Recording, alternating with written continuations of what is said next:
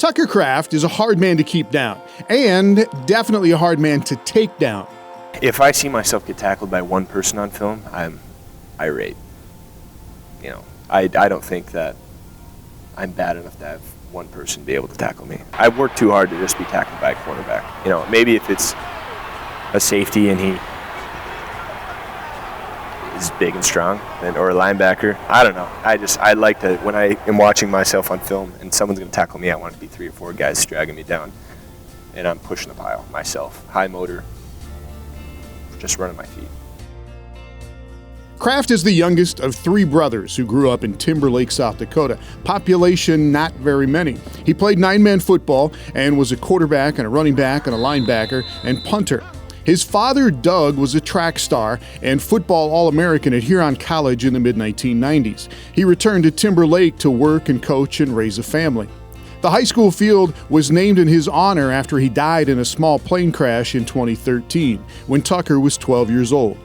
I think about him every single day, and I try to emulate my lifestyle from the good things that I remember about my dad. And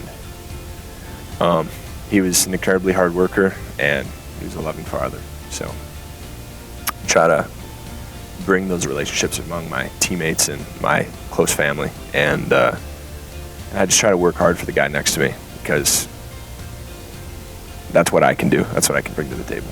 I think you can see in the offense too, like the way I get used. That might be the way that he was kind of evaluated on the field. But I mean, he was my size, maybe an inch shorter, 10 pounds lighter, and ran a 4.4. I mean, he was ridiculous. I'd be lucky to have half of his athleticism. So yeah, he was. I've seen the VHS tapes. He could move well. Kraft says that the realization that a loved one could be gone any minute does make him want to make the most of his time, and that mentality was put to the test in the first game of this season. In fact, in the first 5 minutes of the first game of the season at Iowa. I just got hit below the knee, and my toe stayed in the ground. My foot rotated internally, and it was a bad scenario. I instantly knew. I'm like, no, that hurt a lot. It was top 5 worst pain I'd ever been in. My teammate tried to help me out, but I'm like, no. The collision tore the membrane that holds the 2 lower leg bones together. Doctors did a tightrope procedure to tie the tibia and fibula back together and repair torn ligaments. Rehab was 6 long weeks of uncertainty for a guy who really needed to be on the field to lock down his status as a pro prospect.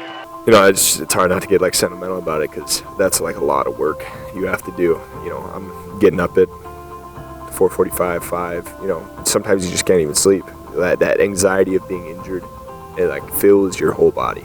And I knew I had a joint injury, a pretty severe one. It could have kept me out for the whole year. And maybe it should have. I don't know. I just got lucky, I guess, but. Well, if luck is preparation meeting opportunity, then Kraft has taken the opportunity to be as prepared as possible to solidify his standing as a potential professional football player. NFL advisors had told him that what he had done last season was probably enough to make him a mid-round pick in this year's draft. But of course, there is always room to improve, and Kraft says there really was not a huge risk of coming back and getting injured again and putting his future in jeopardy. I think for that ligament injury to come back, I'd have to pretty much shatter my tibia and fibula to the point where the gear would fall off. So I think my greatest enemy from here on is airport security. When he walked on campus at SDSU, Kraft did not exactly start tearing up the record book on day one. He redshirted in 2019, COVID canceled 2020, and then he injured his knee in the first game of the spring season in 2021 and only played 7 games. But last summer, he got that knee healthy, got in the weight room, broke a couple of Dallas Goedert's tight end lifting records, got stronger, a touch faster, and went into the fall of 2021 and put up numbers. 65 catches, 6 touchdowns, lots of yards after contact, blocked like an offensive lineman, ran like a wide receiver, and NFL scouts took notice that Kraft had a specific and special set of skills. I want teams to be able to notice me for my run blocking first, and then say, oh, well, he's a great tight end. We're going to keep him on the field for this because he's our best tight end. Because he can also blow the doors off of DBs. Right now, and for the better part of the last year, Kraft has been carefully picking his way through the minefield of professional representation, dealing with agents, which has changed a lot in the past year because of the NCAA's policy on NIL, name, image, and likeness. I signed with an NIL agency in the spring because then they can start talking to scouts for you right away, even though I may not have wanted them to represent me for my athlete representation, because those guys can only talk for you for me, hopefully, from January 9th to draft day, because we'll be playing for a national championship, hopefully.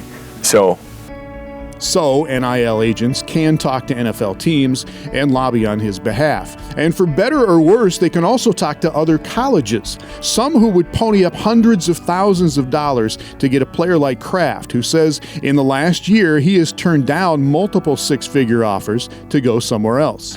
I did have a conversation with an influential person on a team that constantly competes for a national championship in the FBS. So, yeah, a lot of money. Being offered in some instances, not so much, but I wasn't just gonna leave. You know, I had a whole plan. If I was gonna uproot my entire life, you know, I couldn't have left this place.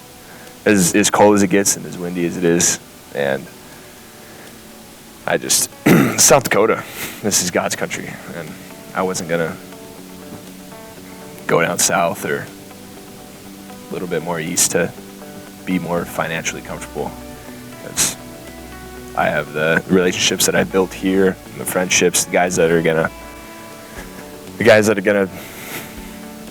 be in my wedding or bury me someday. I mean, they're in this facility. So Kraft is banking on staying put, and that loyalty to his school and pride in his home state will pay off. And there is this: he doesn't have to leave college after this season. He could stay and play for the Jacks again next year, but I think this is my time. I think I'm mature enough for the next step. That's what a lot of people tell me anyways. And I'm definitely ready for it. You know, I want to set my family up for financial longevity and generational wealth, and be able to take care of the people that I love. And that's what I'm most worried about is that, and then playing football. So, but those two take care of each other. We heard January 9th in there. That would be the day after the FCS National Championship game if the Jacks were to get there. And then Tucker could turn his full attention to the NFL draft. Could happen before that, of course, but the NFL draft is coming up in late April, nearby in Kansas City, by the way. So there will be plenty of time to track all the player rankings and mock drafts to see where Kraft could end up on draft day.